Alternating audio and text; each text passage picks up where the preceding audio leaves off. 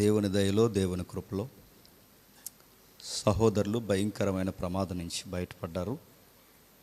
సజీవ లెక్కలో దేవుడు ఆయన నిలబెట్టి దేవుడు సహాయం చేసినందుకు దేవుని స్తుతిద్దాం. అలాగే సంఘమంతా ఆయన ఇంకా త్వరగా కోలుకొని ఆయన పరిచర్యలో బలంగా వాడబడాలని ప్రార్థిద్దాం.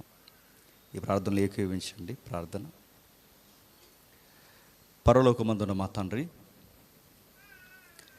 సంఘంలో ఉన్న తండ్రి, మీ విశ్వాసులకు అన్ని పరిస్థితుల్లో మీరు సహాయమును జరిగిస్తూ, మీ మేలులు జరిగిస్తూ కాచి కాపాడుతున్నందుకు మీకు స్తుతులు, స్తోత్రములు తండ్రి. మా మధ్య ఉన్న తండ్రి, మీ కుమారుని బట్టి, సేవకుని బట్టి ప్రార్థిస్తున్నాం. భయంకరమైన ప్రమాదం నుంచి తండ్రి ఆయన లేవనెత్తారు తండ్రి. ఆ రోడ్డు మీద ఎందరో ప్రాణాలు పోగొట్టుకున్నారు దేవా. ఆ జాబితాలో ఆయన వదిలేకుండా మీ కుమారుని తండ్రి గాయాలు పాలైనను మీరు కాపాడారు తండ్రి.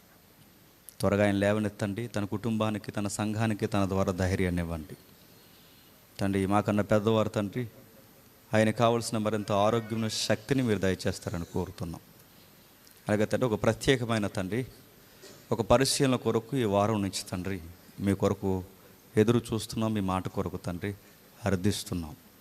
క్రైస్తవ సమాజంలో రోజు రోజుకి తండ్రి మరింత సున్నితము, జటిలమైపోతున్నా తండ్రి మీ కుమారుని యొక్క సారూప్యత, మా పరిశుద్ధాత్మ దేవుని గూర్చి తండ్రి నిగూఢమైన సత్యాలు మేము పరిశీలించడానికి ప్రయత్నం చేస్తున్నాం. మా విరోధుల కళ్ళు కూడా మీరు తెరవండి.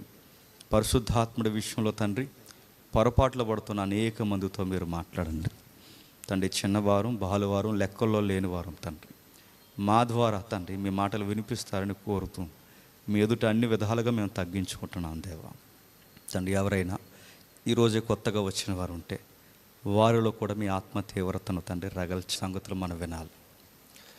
నిజానికి ఇందాక కరెంటు పోయినప్పుడు బాధాకరమైన విషయం, మీరు బాధపడతారని చెప్పట్లేదు, కానీ ఒక కరెంట్ లేకపోతే నడిపించుకోలేని చర్చ అయిపోయింది మంది.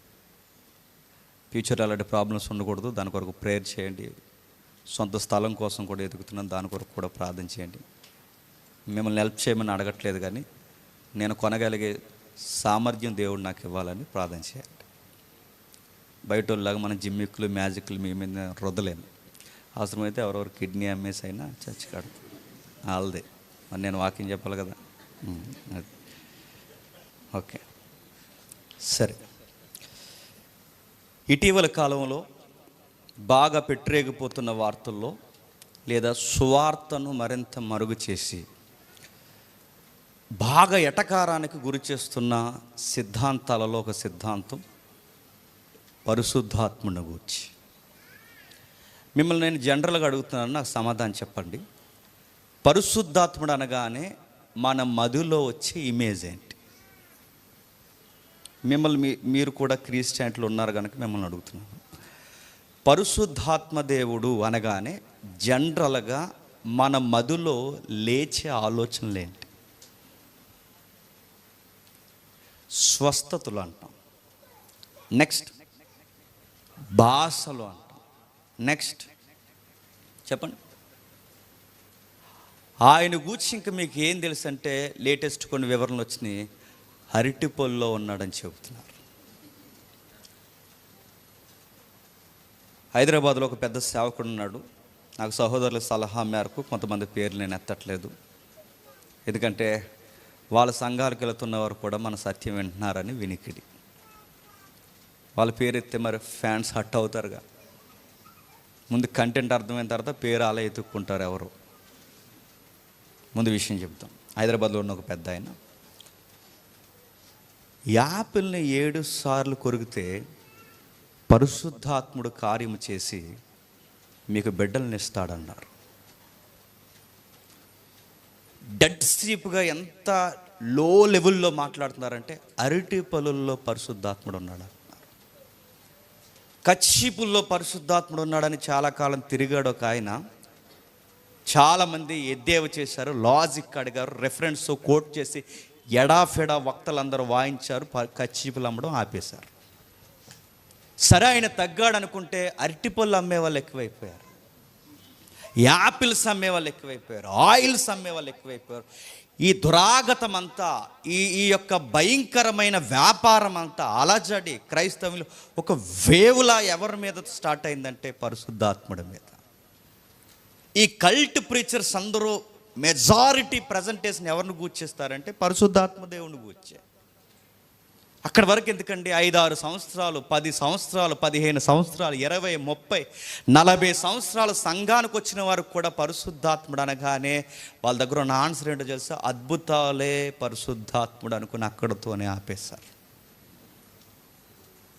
ఎవరు ఈ మధ్య చాలా జాలిగా, ఒక ఉదార స్వభావం ఉన్నదన్నట్టుగా ఏమని సెలవిస్తూ వాళ్ళు స్టేట్మెంట్ ఇచ్చారంటే, ఏదో ఒక విధంగా పరిశుద్ధాత్ముడు, ఏదో ఒక విధంగా సువార్త వెళుతుంది కదండి, యేసుక్రీస్తు వారి దగ్గరికి వస్తున్నారుగా అని అంటున్నారు.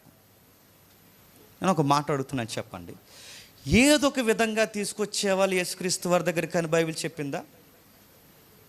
అలా కుదురుద్దా? అలా నిలబడతారా? అద్భుతాల వలన యేసుక్రీస్తు నమ్ముకున్న వాళ్ళు ఎక్కువ కాలం నిలబడతారా? ప్రభు అయిన యేసుక్రీస్తు వారు 10 మంది కుష్ఠరోగులకి శుద్ధీకరణ జరిగించి స్వస్థత చేస్తే తిరిగి వచ్చిన ఎంతమంది చెప్పండి? ఒక్కడండి. మరి 9 మంది ఏమయ్యారు? అద్భుతాలు ఎతికిన వాడు అద్భుతాలు చుట్టే తిరుగుతాడు.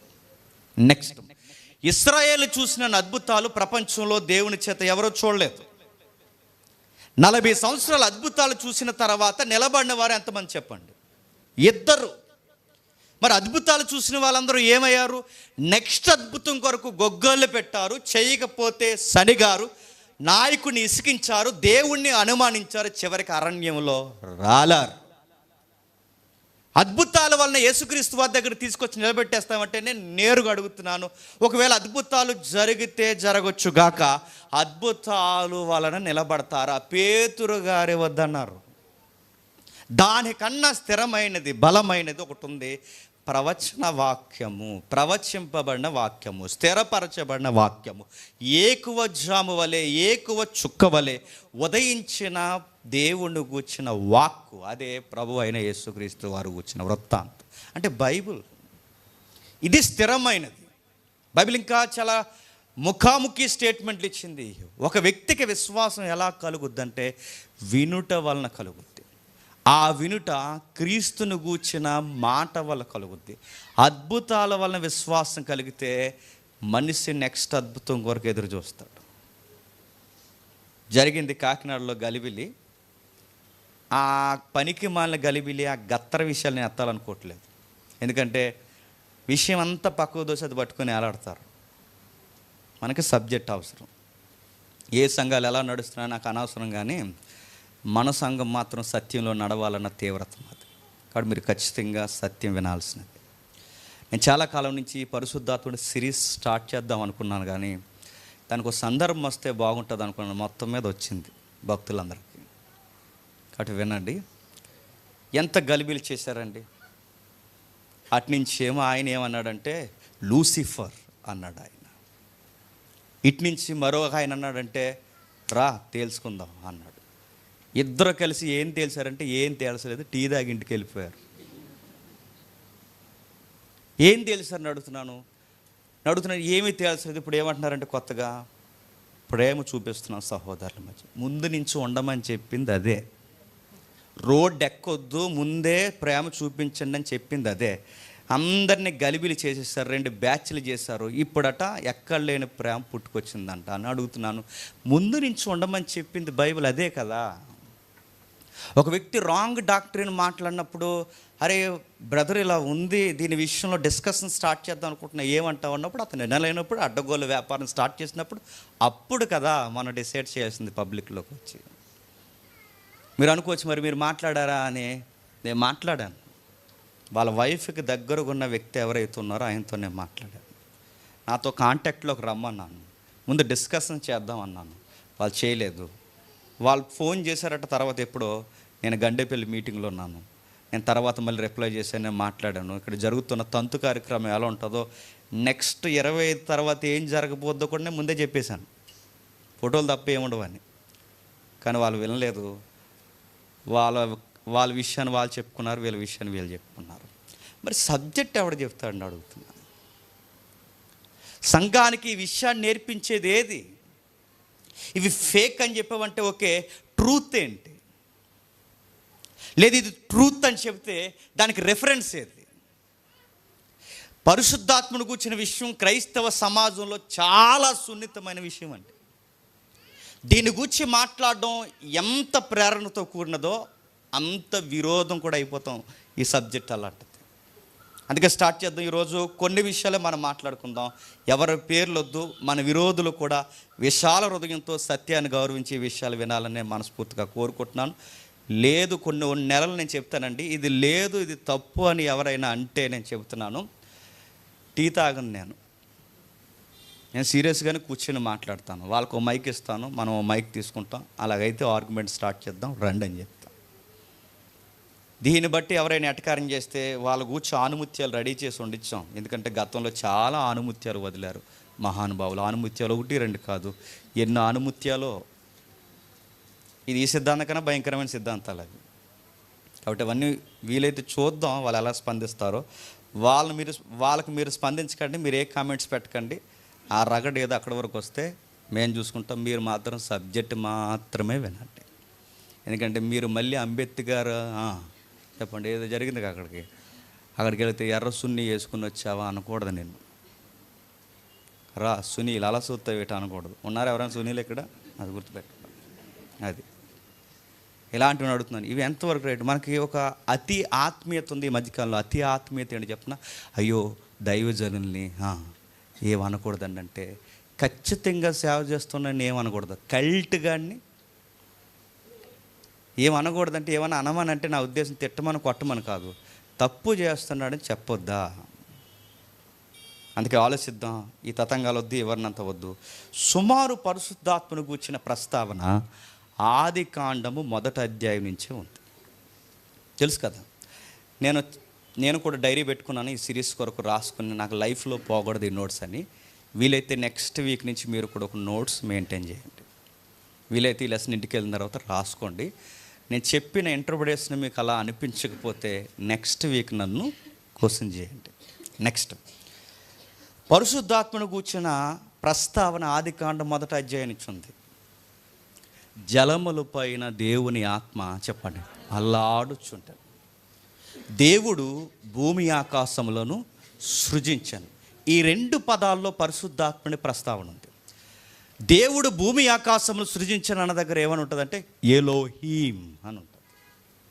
ఎలోహీం, హిమ్ అంటే హిబ్రూలో హిమ్ అనే శబ్దం లు బహువచనానికి వాడతారన్నమాట. పుస్తకాలు లు.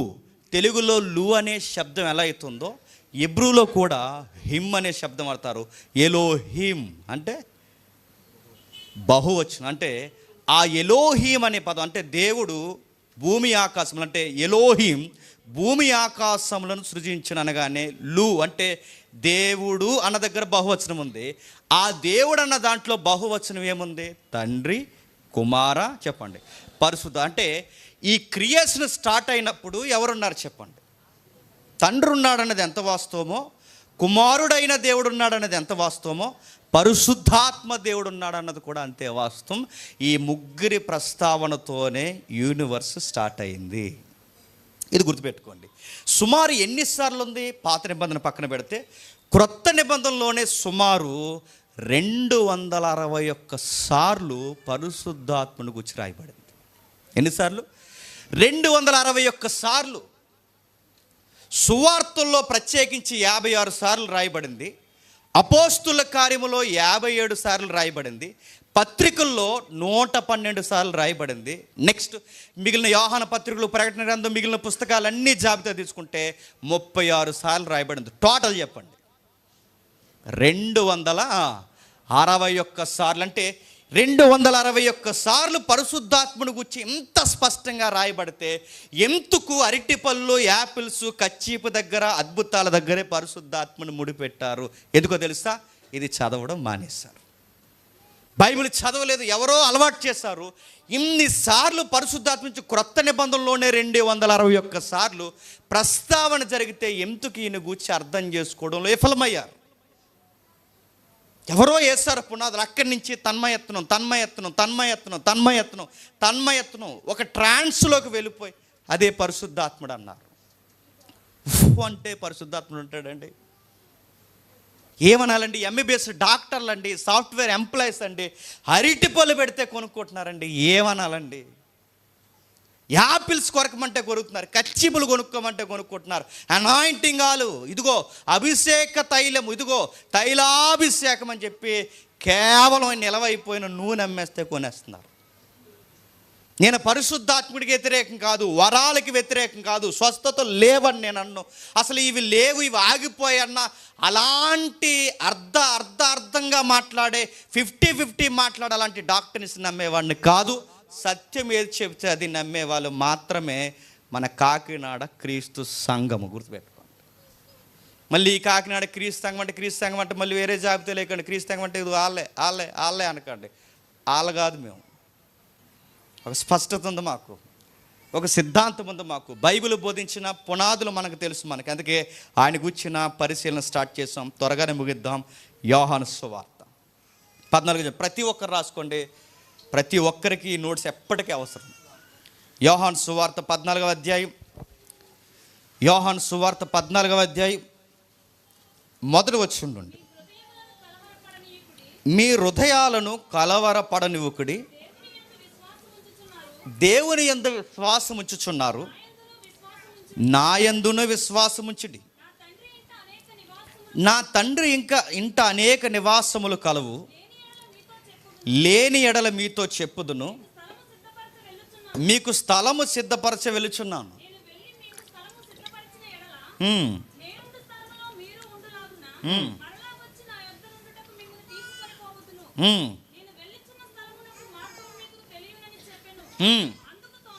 అందుకు తోమ, ఎక్కడికి వెళ్ళుచున్నావో మాకు తెలియచేయమాగుదాం. సందర్భం చూద్దాం. సందర్భం ఏం జరుగుతుంది? మొదటి వచనంలో మీ హృదయాలను కలవరపడనివ్వకుడి. మీ హృదయాలను కలవరపడనివ్వకుడు అంటే దేని విషయంలో? సందర్భం మనకు తెలియాలి. ప్రభు అయిన యేసు బావో పాప పక్క తీసుకెళ్ళిపోండి, అసలు బాగాలేదు పరిస్థితి. సరే, ఆమె వైపు చూడకండి, నా వైపు చూడండి. సరే, కలవరపడనివ్వకండి. ప్రశ్న అడుగుతున్నాను, ఏ విషయంలో కలవరపడకూడదు అని చాలా జాగ్రత్తగా తెలివిగా ప్రతి విషయాన్ని లాజిక్గా ముఖ్యంగా టెక్స్ట్ని మిస్ అవ్వకుండా రెఫరెన్స్ అడుగుదాం. మనం చూద్దాం. ఏ విషయంలో కలవరపడకూడదు? ఇల్లు లేక బాధపడుతున్నావా? అది కాదు, అది తర్వాత. పిల్లలు లేక బాధపడుతున్నావా? అరటిపండు ఇక్కడ ఉంది, అది కాదు. ఏ విషయంలో కలవరపడుతున్నావు? యాపిల్ కాదు, ఆయిల్ డబ్బా కాదు, కచ్చీపు కాదు. ఏ విషయంలో టెక్స్ట్, ఏ విషయం ఇక్కడ కలవరపడొద్దు అంటున్నాడు? ఏ విషయంలో అంటే, నేడో రేపో ప్రభు అయిన యేసుక్రీస్తు వారు శిష్యుల్ని వదిలి వెళ్ళిపోతున్నాడు. అంటే సిలువ మరణం దగ్గర పడిపోయింది. ఈ సిలువ మరణం దగ్గర పడిపోయినప్పుడు శిష్యులు టెన్షన్ అవుతున్నారు. ఆయన పదే ప్రసంగాల్లో కోట్ చేశాడు, మనుషు కుమారుడు వెళ్ళిపోతున్నాడు. నేను వెళ్ళిపోతున్నాను. పేతురు లాంటి పెద్దవారికి చాలా పెద్ద టెన్షన్. అదేంటి ప్రభా, ఇల్లు వాకులు వదిలేసి ఫ్యామిలీని అంతా పక్కన పెట్టి ఫుల్ టైం మినిస్ట్రీ అని చెప్పి నీ వెనక వచ్చేస్తే మాకు అవార్డులు కూడా లేకుండా నువ్వెక్కడికి వెళ్ళిపోతానంటే ఏంటి? అసలు ఏంటి నెక్స్ట్? మా ఫ్యూచర్ ఏంటి? నా తమ్ముడు చెప్పాడుగా, భవిష్యత్తు ఏంటి? నెక్స్ట్ మా భవిష్యత్తు ఏంటి? నువ్వు వెళ్ళిపోతే గురువుగా అన్నీ నిన్నే చూసుకుని వదిలేసి వచ్చేస్తాం. నెక్స్ట్ మేము వెళ్ళిపోతే ఏంటి మా పరిస్థితి? సందేహాలు స్టార్ట్ అయ్యాయి. ఆ 13వ అధ్యాయం కూడా చదువుతుంటే అది సుమారు చివరి భోజనం అన్న పరిస్థితులు వారికి అర్థమవుతున్నాయి. మ్యాక్సిమం చివరి పరిస్థితులకి ఆయన చెప్పేస్తున్నాడు ఆయన, ఇక ఇందులో ఒకడు నన్ను అప్పగిస్తాడు, ఇక అయిపోయింది నా రూమున అనుకున్నవాడు కూడా ఆ రోజు నా రూమునే తన్నేంత పరిస్థితులకు చెప్పేస్తున్నాడు. ఇవన్నీ టెన్షన్ అయిపోయారు. వెళ్ళిపోతాను అంటున్నాడు. ఇప్పుడు వెళ్ళిపోతే పేతురు అయిన నేను మళ్ళీ ఎక్కడికి వెళ్ళిపోవాలి? యోహాను అయినా నేను మళ్ళీ ఎక్కడికి వెళ్ళిపోవాలి? యాకోబు నేను ఎక్కడికి వెళ్ళిపోవాలి?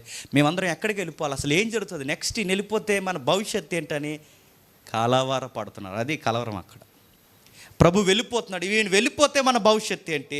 ఇప్పుడు మనం ఏమైపోవాలి? కలవరపడుతున్నప్పుడు అప్పుడు చెప్తున్నాడు, కలవరపడకండి. కొన్ని విషయాలు మీకు ప్రధానంగా తెలియాలి. నేను వెళ్ళిపోతున్నాను, మీరు టెన్షన్ అయిపోకండి. మీకు ప్రధానంగా నేను చెప్పే మౌలికమైన విషయాలు ఉన్నాయి. ఆ మౌలికమైన విషయాలు ఏంటంటే, ఇదిగో ఒకటి, మరొక లైఫ్ మీకు రెడీ చేయడానికి నేను వెళ్తున్నాను. రెండు, నేను వెళ్ళిపోయాననుకునే వేరే వేరే మార్గాల్లోకి వెళ్ళాల్సిన అవసరం లేదు. నేనే ఎప్పటికీ మీకు మార్గము, సత్యము, జీవము. అయితే నేనున్నప్పుడల్లా కొన్ని విషయాలు మీకు చెప్పాను, అవి ప్రధానమైన ఆజ్ఞలుగా చెప్పాను. ఆ ఆజ్ఞను మీరు తూచా తప్పకుండా పాటించాలి. ఈ తూచా తప్పకుండా ఈ ఆజ్ఞను పాటించాలి. రాబోతున్న జీవితం కొరకు మీరు ఎదురు చూడాలి. ఈ తర్జన భర్జన మధ్య లేదా దేవుని చట్టమే ఆజ్ఞగా మీకు చాలాసార్లు చెప్పాను. ఇది పాటిస్తున్నప్పుడు కొన్నిసార్లు మీరు వెనకడుగులు పడతాయి. అలా పడుతున్నప్పుడు, ఒకటి, నేను దగ్గర లేనుగా ఆ టెన్షన్ మీకు ఉంది. రెండు, నేను భౌతికంగా ఉండనేమో కానీ ఎప్పుడు ఉంటాను, కానీ మీకు భౌతికంగా ఇంకా మీకు ఉండాలన్న ఆశ మీకు కలిగితే ఇక శారీరక స్వభావం కాదు కానీ మీకు ఒక గిఫ్ట్ ఇస్తాను నేను అన్నమాట. ఆ గిఫ్టే చెప్పండి, మళ్ళీ చెప్తున్నాను గుర్తుండిపోవాలని, అరటిపండు కాదు, యాపిల్ కాదు, కచ్చీపు కాదు. మీకు ఇచ్చే నేను గిఫ్ట్, నేను ఏ గిఫ్ట్ ఇస్తున్నానంటే హోలీ స్పిరిట్నే మీకు గిఫ్ట్గా ఇస్తున్నాను. తండ్రిని అడిగాను, తండ్రి నేను వచ్చేస్తున్నాను, నా ప్లేస్లో మరలా నీ శిష్య బృందాన్ని, నా శిష్య బృందాన్ని, నీ పిల్లల్ని, నా పిల్లల్ని ఎల్లకాలం ఆదరించడానికి. అంటే ఇప్పుడు వీళ్ళు కలవరపడుతున్నారు, కలవరలో ఏం కావాలండి? ఆదరణ కావాలి. వాళ్ళని ఆదరించి స్థిరపరిచి వాళ్ళకి రైట్ అడ్వైజ్ ఇచ్చే వాళ్ళకి కావాలి, లీగల్ అడ్వైజర్ కావాలి. అలాంటి ఆయన్ని ఒక ఆయన్ని పెట్టాలి ప్రభువా. ఎవరిని పెట్టాలని తర్జన భర్జన అవ్వలేదు, కానీ వాళ్ళకి ముందే అనాది సంకల్పం ఉంది, ఆయనే పరిశుద్ధాత్మదేవుడు. ఇప్పుడు 15 వచనం చదవండి. మీరు నన్ను ప్రేమించిన యెడల నా ఆజ్ఞను గైకొందురు, నేను తండ్రిని వేడుకొందును, మీ యొద్ద ఎల్లప్పుడూ ఉండుటకై ఆయన వీరొక ఆదరణకర్తను, అనగా సత్యస్వరూపి అయిన ఆత్మయగు మీకు అనుగ్రహించుచున్నాను. మీ యొద్ద ఎల్లప్పుడూ ఉండుటకంటే ఇప్పుడు నేను వెళ్ళిపోతున్నాను, రేపు నుంచి ఎవరుంటారు మీతో? ఒక ఆదరణకర్త ఉంటాడు. ఆయన ఎల్లప్పుడూ ఉంటాడు, ఎల్లప్పుడూ ఉంటాడు. ఉంటాడు అన్న దగ్గర బైబిల్ లైన్స్ కొంచెం మనకు అర్థం కావాలి. నా మాటలు అర్థమవుతున్నాయా? ఉంటాడు అన్న దగ్గర బైబిల్ లైన్స్ అంటే, ఉంటాడు అంటే ఇప్పటి వరకు యేసుక్రీస్తు వారు ఉన్నారు, రేపు నుంచి ఎవరు ఉంటారు? పరిశుద్ధాత్ముడు ఉంటాడు. అంటే ఇప్పటి వరకు ఆయన ఉన్నాడు, రేపు నుంచి ఆయన ఉంటాడు. మరి యేసుక్రీస్తు వారు రాకముందు ఎవరున్నారు? అందుకే బైబిల్ 3 భాగాలు మనకు అర్థం కావాలి. ముఖ్యంగా బైబిల్ 3 భాగాలు. ఎన్ని? 3. పాత నిబంధన చెప్పండి, కాదు, సువార్తలు, నెక్స్ట్ పత్రికలు. నా మాట అర్థమవుతుందా? మరలా పాత నిబంధన, నెక్స్ట్ సువార్తలు, నెక్స్ట్ పత్రికలు. ఈ 3 పోర్షన్స్లో 3 పాత్రలు కనబడతాయి చూడండి. పాత నిబంధనలో ఎక్కువగా మనుషుల కొరకు ప్రణాళిక కలిగి ఎలిబ్రేట్ అయింది ఎవరు చెప్పండి? తండ్రి అయిన దేవుడు. నెక్స్ట్ సువార్తల్లో భూమి మీద ఇమానుయేల్ అంటే మనుషులతో ఉండి సంచరించింది ఎవరు చెప్పండి? కుమారుడైన దేవుడు. నెక్స్ట్ అపోస్తుల కార్యం నుంచి ప్రకటన గ్రంథం వరకు పదే పదే ఎవరిని కూర్చున్న ప్రస్తావన జరిగింది చెప్పండి? పరిశుద్ధ. అంటే ఈ బైబిల్ 3 భాగాల్లో 3 ప్రస్తావన ఉంది. నా మాట అర్థమవుతుందో లేదో? పాత నిబంధనలో ఎక్కువగా క్రియాశీలకంగా కనిపించేది యెహోవా దేవుడు. నెక్స్ట్ సువార్తల్లో ఎక్కువ క్రియాశీలకంగా కనిపించేది యేసుక్రీస్తు వారు. నెక్స్ట్ తర్వాత ఈ రోజు వరకు మనతో క్రియాశీలంగా మనతో ఉండి నడిపిస్తున్నది చెప్పండి? పరిశుద్ధాత్మ దేవుడు. అంటే ఈ 3 పరిస్థితులు 3 కాలాల్లో బైబిల్లో మనకు కనబడుతుంది. అయితే నెక్స్ట్ ఈ 3 ఉన్నారు, అయితే ఇప్పుడు లేరా అంటే ఉన్నారు. ఆదికాండం 1వ అధ్యాయంలో 3 ఉన్నారు చెప్పండి. సువార్తల్లో ప్రభు అయిన యేసుక్రీస్తు వారు బాప్టిజం తీసుకుంటున్నప్పుడు చెప్పండి, పైనుంచి ఆయన మాట్లాడుతున్నాడు, పావురం వల్లే పరిశుద్ధాత్మ వచ్చాడు, భూమి మీద నీటిలో బాప్టిజం ఆయన అంటే అడుగడుగునా ప్రస్తావన ఉంది. కానీ క్రియాశీలకమైన పాత్ర పోషించడంలో కాలంలో బైబిల్ యొక్క క్రమానుగతంలో ఎవరి పాత్ర వాళ్ళు పోషించారు. నా మాట అర్థమవుతుందో లేదు? 3 ఉన్నారు. అయితే ఈ 3 ఎవరి పాత్ర వాళ్ళు కాలాన్ని బట్టి పోషిస్తున్నారు. పాత నిబంధనలో ఎక్కువ తండ్రిని గూర్చి, క్రొత్త నిబంధన సువార్తల్లో కుమారుని గూర్చి, నెక్స్ట్ ఆయన గూర్చి పరిశుద్ధాత్మని గూర్చి. అయితే ఈ 3 ఒకరిని ఒకరు హెచ్చించుకున్నారు. చాలామంది కేటగిరీస్ ఇస్తున్నారు. కేటగిరీస్ తండ్రి చెప్పండి, కుమారుడు, పరిశుద్ధాత్మ. ఇలా ఇవ్వకూడదురా అయ్యా. తండ్రి చెప్పండి, కుమారుడు చెప్పండి, పరిశుద్ధాత్ముడు ఈక్వల్, గుర్తుపెట్టుకోండి. సుప్రీం చెప్పండి, చిన్నోడు చెప్పండి, ఇంకా చిన్నోడు అనకూడదు. ఒక రకంగా ఎక్స్ట్రీమ్ అయిపోయి పరిశుద్ధాత్ముడు చిన్న తమ్ముడు అన్నారు. ఇంకొకడు వస్తాడు మామయ్య అంటాడు, ఇంకొకడు అంటున్నాడు యాపిల్ అంటున్నాడు. చూసారా, మౌలికమైన విషయాలండి ఇవి, మౌలికమైన విషయాలు. తండ్రి కుమార పరిశుద్ధాత్మ, తండ్రి కుమారుడు పరిశుద్ధాత్ముడు, ముగ్గురు ఈక్వల్గా ఉన్నారు, గుర్తుపెట్టుకోండి. అందుకే మీరు చూడండి, బైబిల్ మీరు చదివే అలవాటు మీకుంటే పాత నిబంధన అంతా ఒకరిని కార్నర్ చేస్తుందండి. ఎవరిని చెప్పండి, అటు చూడండి, అటు చూడండి, అటు చూడండి, సూచాయిగా అటుని చూడండి, ఒరిజినల్ రాబోతుందని ఒక ఆయన చూపిస్తుంటారు. ఎవరిని? ప్రభు అయిన యేసుక్రీస్తు. పాత నిబంధన మందసమైన ఎవరిని చూపిస్తారు చెప్పండి? యేసుక్రీస్తుని. అడ్డుతెర అయినా ఎవరిని చూపిస్తారు చెప్పండి? యేసుక్రీస్తుని. పాత నిబంధనలో ఏ ప్రక్షాళన, ప్రోక్షణ, రక్త బలి అయినా, చివరికి జంతువైనా, గొర్రె పిల్ల అయినా, పక్షి అయినా, ఏది జరిగినా పాత నిబంధనలో ఎవరిని అడ్రస్ చేస్తుంది చెప్పండి? ఎవరిని? కుమారుడైన క్రీస్తుని, కుమారుడైన దేవుని అడ్రస్ చేస్తుందంటే పాత నిబంధన అంతా కుమారుడు వస్తున్నాడు అని చూపిస్తే, క్రొత్త నిబంధనలో కుమారుడు వచ్చి ఈయన ఎవరిని చూపిస్తున్నాడు చెప్పండి? చెప్పాలి. ఈయన ఎవరిని చూపిస్తున్నాడు? తండ్రి లేకుండా ఏది చేయను, తండ్రి లేకుండా ఏది చేయను, తండ్రి మహిమ, తండ్రి మహిమ, తండ్రి మహిమ. ఆయన ఏమన్నాడంటే కుమారుని ముద్దు పెట్టుకోండి, కుమారుని ముద్దు పెట్టుకోండి, కుమారుని ముద్దు పెట్టుకోండి. ఈయన వచ్చి ఏమంటాడంటే తండ్రిని విశ్వసించండి, తండ్రి చిత్తం నెరవేర్చండి, తండ్రి చిత్తం. అంటే ఆయనేమో ఈయన గొప్ప చేస్తాడు, ఈయన మహిమపరుస్తాడు, ఈయనేమో చెప్పండి ఆయన మహిమపరుస్తాడు. ఆయన వచ్చాడు, ఎవరు చెప్పండి? పరిశుద్ధాత్ముడు వచ్చి క్రీస్తునందు తండ్రి చిత్తమందు మరింత స్థిరపడడానికి ఇవ్వబడిన ఆదరణకర్తే చెప్పండి పరిశుద్ధాత్మ. ఈయన్ని ఎంత హెచ్చించారంటే, తండ్రిని కుమారుణ్ణి ఒక మాట అన్నా పర్లేదు కానీ, వాళ్ళిద్దరు ఇచ్చిన స్టేట్మెంట్ ఆయన గాని అన్నారంటే చెప్పండి అస్సలు క్షమాపణ లేదన్నారు వాళ్ళు. ఎవరైనా తగ్గారా చెప్పండి? లేదు, మనమే తగ్గించాం. వాళ్ళెక్కడ లేదు. బైబిల్ ఎలా ఉంది? తండ్రితో విడిచిపెట్టకూడని భాగ్యం, సమానుడనే భాగ్యం విడిచిపెట్టాడు అంటే దాని అర్థం ఏంటి చెప్పండి? తనను తాను తగ్గించుకున్నాడు తప్ప తన కేటగిరీ ఏమి చెప్పండి? దైవత్వంలో తగ్గిపోదు, పాత్ర పోషణలో తగ్గుతుంది. ఒక మాట చెప్తానండి, మా నాన్న ఉన్నాడు, లేదా మా అన్న ఉన్నాడు, లేదా మీ నాన్నగారు ఉన్నారు, మీ అన్న ఉన్నారు. నాన్నగారు నాన్ననే పాత్రలో ఉన్నాడు, కొడుకు కొడుకనే పాత్రలో ఉన్నాడు, అన్న అన్ననే పాత్రలో ఉన్నాడు. ఇప్పుడు ఈ పాత్రను బట్టి, వాళ్ళు పోషిస్తున్న విధానాన్ని బట్టి ఒక తత్వాన్ని తీసేయకూడదు మనం. నాన్నైనా మనిషే చెప్పండి, కొడుకైనా మనిషే చెప్పండి, చెప్పాలి, తమ్ముడైనా మనిషి, అన్నైనా మనిషి. అంటే మనిషి అనే తత్వం ఎక్కడికి పోదు. పాత్రను బట్టి మానవత్వం తగ్గిపోద్దా, మనిషి తత్వం తగ్గిపోద్దా? కాదు.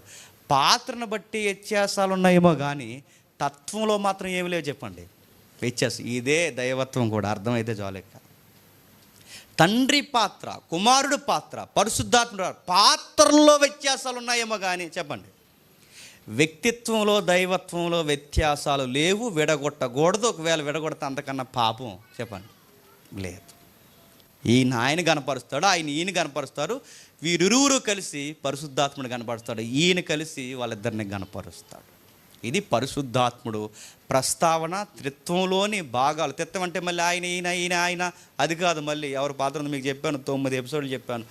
ఎప్పుడు చెప్పారంటే ఇంక అంతే సంగతులు. ఇంకా లాస్ట్ ఇయర్ చెప్పాను, లాస్ట్ ఇయర్ బిఫోర్ ఎప్పుడు నాకు గుర్తులేదు చెప్పాను. నెక్స్ట్ ఓకే, పరిశుద్ధాత్మను గురించి ఇంకా ఏముంది బైబిల్లో? యోహాను సువార్త 14వ అధ్యాయం, యోహాను సువార్త 14వ అధ్యాయం, 14వ అధ్యాయం, యోహాను సువార్త 14వ అధ్యాయం 18వ వచనం చూడండి. మిమ్మల్ని అనాథులుగా విడవను, మీ యొద్దకు వచ్చును, కొంతకాలమైన తర్వాత లోకము మరి ఎన్నడూను నన్ను చూడదు. ప్రభు అయిన యేసుక్రీస్తు వారి చరిత్ర, ప్రసంగాలు వాస్తవం అనడానికి ఇదిగోండి ఎలాంటి మాటలేనండి. ఆయన నిజముగానే దేవుడు కుమారుడు అనడానికి ఇలాంటి మాటలే. ఆయన ఏమన్నాడండి? ఇంకా మరణించక ముందే, మరణంలోకి వెళ్ళకముందే ఆయన ఏమంటున్నాడండి? నేను కొంతకాలం తర్వాత ఈ లోకానికి కనబడిని, ఈ లోకం ఎన్నడూ నన్ను చూడదు. ఈ మాట చెప్పి ఎన్ని సంవత్సరాలు అయిందండి? 2000 సంవత్సరాలు. ఇప్పటికొచ్చి లోకానికి ఆయన కనబడ్డా? అది ఒక ఆఫర్ ఇచ్చాడు. లోకం నన్ను చూడదు కానీ నన్ను వెంబడిస్తున్న 12 మంది అయిన మీరు మాత్రం చూస్తా. నిజంగా చూసారా? సరిగ్గా 3వ రోజుకు చూశారు. నెక్స్ట్ ఆ కొరింథీ పత్రిక చూడండి, 500 మందికి ఏం తక్కువ కాకుండా చెప్పండి, అపోస్తుల తర్వాత 500 మంది సహోదరులు ఒకేసారి చూశారు. ఎవరు ఆయన్ని చూశారంటే ఆయన విశ్వసించిన వారు ఆయన చూశారు, విశ్వాసం లేని వారు ఆయన ఎప్పటికీ చూడలేదు. ఇది కింద చెప్తున్నాడు. ఈ విషయం గుర్తుపెట్టుకోండి, నన్ను మీరు చూస్తారు, నేను మరలా కనబడతాను, 3వ రోజు మీకు కనబడతాను. కనబడ్డాడు ఖచ్చితంగా అంటే అనిన మాట ఖచ్చితంగా నెరవేరుస్తున్నాడంటే ఎవరైతే నెరవేరుస్తారండి? దేవుడైతేనే నెరవేర్చగలడు. ఎందుకంటే భవిష్యత్తు ఎవరికి తెలుసు అండి? దేవుడికే తెలుసు. దేవుడైతే నెరవేర్చగలడు. కిందకి చెప్తున్నాడు, నా ఆజ్ఞలను అంగీకరించి వాటిని గైకొన్న వాడు నన్ను ప్రేమించేవాడు, నన్ను ప్రేమించేవాడు తండ్రి వలన ప్రేమింపండి. ఎందుకంటే నన్ను ప్రేమిస్తే ఆయన ప్రేమిస్తాడు, ఆయన మీరు ప్రేమిస్తే నేను మిమ్మల్ని ప్రేమిస్తాను. ఈ అవినాభావ సంబంధం అడుగడుగున కనబడుతుంది. కిందికి, నేనును వాడిని ప్రేమించి వానికి నన్ను కనపరుచుకుందునని చెప్పాను. ఇస్కరియోతు యోధా కాని యోధ అంటే మరో యోధా ఉన్నాడు. ప్రభువా, నీవు లోకమునకు కాక మాకు మాత్రమే నువ్వు మమ్మల్ని కనపరుచుకుంటే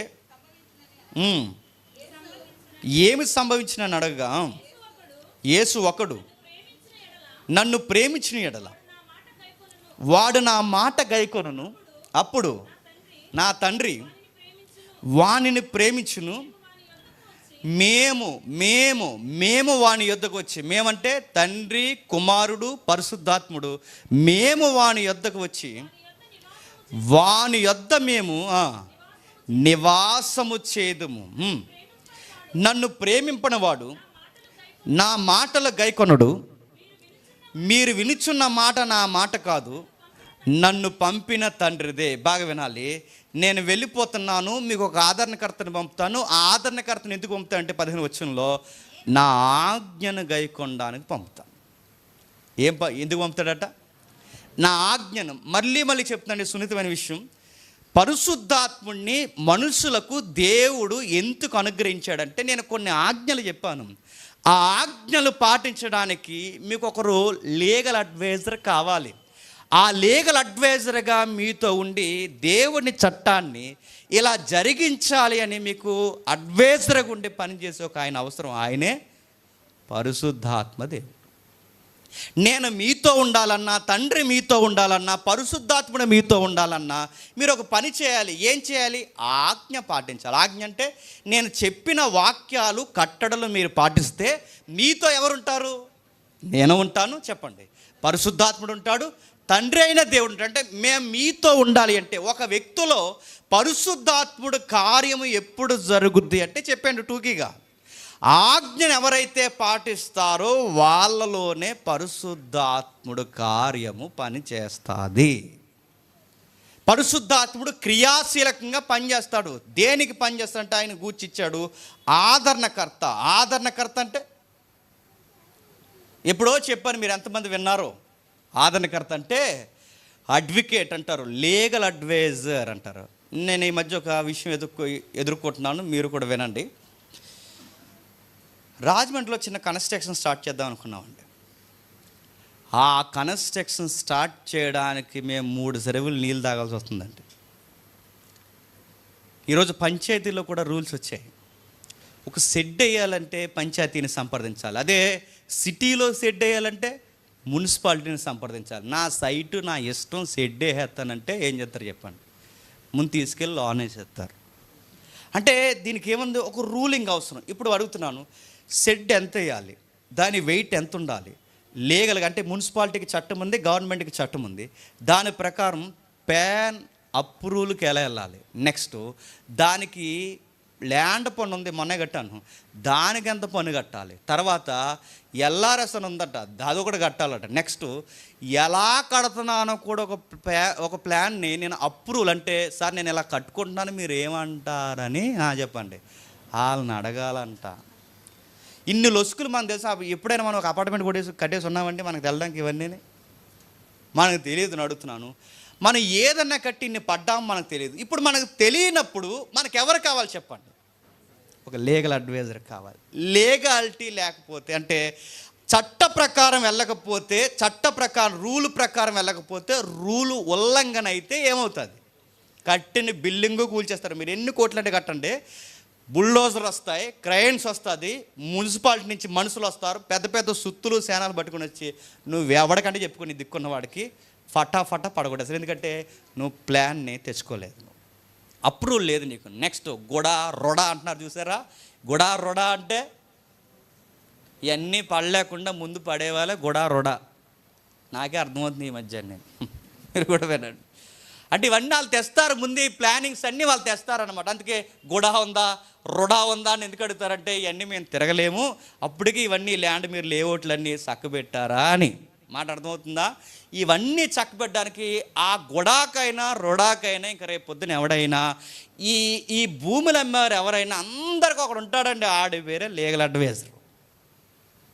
రేపు పొద్దున్న బాగా విన్నాను, రేపు పొద్దున్న ఒక అకౌంట్ మెయింటైన్ చేయాలి అంటే నీకు లీగల్ అడ్వైజర్ ఉండాలి. దేవుడి దేవాలు మన చర్చి ఇలా ఇరిగిరిగిలో అడ్జస్ట్ అయిపోతుంది, కానీ ఒక పెద్ద చర్చ్ అయిపోయింది అనుకోని కాకినాడకి, మనకు ఒక లీగల్ అడ్వైజర్ ఉండాలి తెలుసా?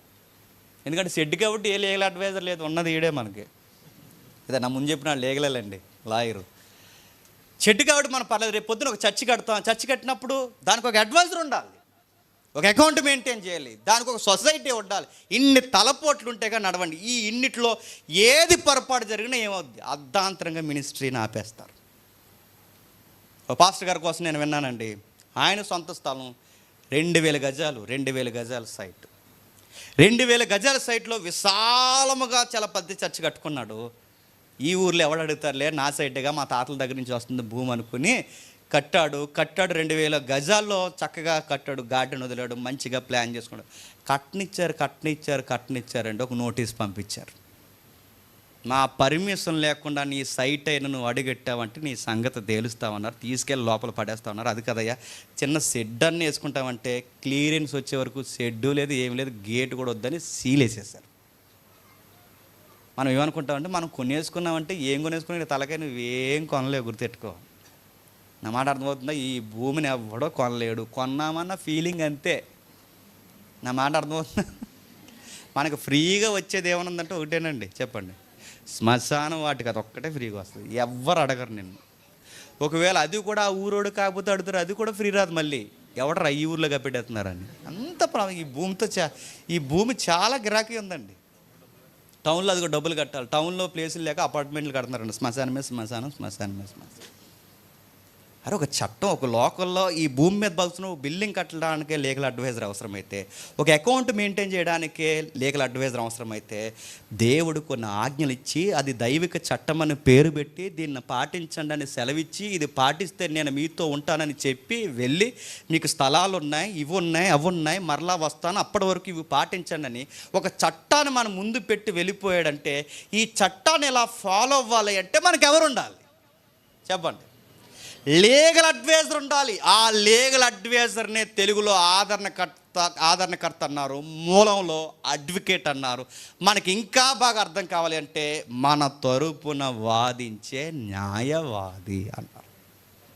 ఆ మాట అర్థమవుతుందా? పరిశుద్ధాత్ముడిని ఎందుకు మనకి దేవుడు ఇచ్చాడు, ఎందుకు గిఫ్ట్గా మనకి ఇచ్చాడంటే, ఆయన చేత ఉగ్రతకి మనం గురవ్వకూడదంటే మనకు ఒక నడిపించే నాయకుడు మనకు అవసరం. ఆయన ఉన్నంతకాలం ఆయన నడిపించాడు, ఇప్పుడు ఆయన వెళ్ళిపోతున్నాడు. ఇప్పుడు ఆయన వెళ్ళిపోయిన తర్వాత మమ్మల్ని ఎవరు నడిపిస్తారంటే, ఆజ్ఞలు పాటించడంలో మిమ్మల్ని నడిపించే ఒక ఆయన ఉన్నాడు, ఆయనే ఆదరణకర్త అన్నాడు. ఆయన వస్తాడు, మిమ్మల్ని నడిపిస్తాడు. బైబిలులో ఇంత చక్కగా వీళ్ళ ముగ్గురిని గురించి ఇంత మంచి ప్రస్తావన మన గురించి రాయబడితే, పరిశుద్ధాత్ముడు ఆదరణకర్త అంటే నాకు ఎవ్వరు లేరని దిగులు చెందకు, నాకు ఏమైపోతుందని దిగులు చెందకు, నా లైఫ్ నెక్స్ట్ డేట్ అని దిగులు చెందకు, నీ కలవరానంతటికీ ధైర్యం ఇచ్చేవాడే, భరోసా ఇచ్చేవాడే, ధైర్యం, గుండెల నిండా ధైర్యం, భరోసా ఇచ్చేవాడే, నిన్ను రేపేవాడు ఒకడు ఉన్నాడు, ఆయనే చెప్పండి, పరిశుద్ధాత్ముడు అంటే గుండెల నిండా ధైర్యంతో నిలబెట్టేవాడు పరిశుద్ధాత్ముడు.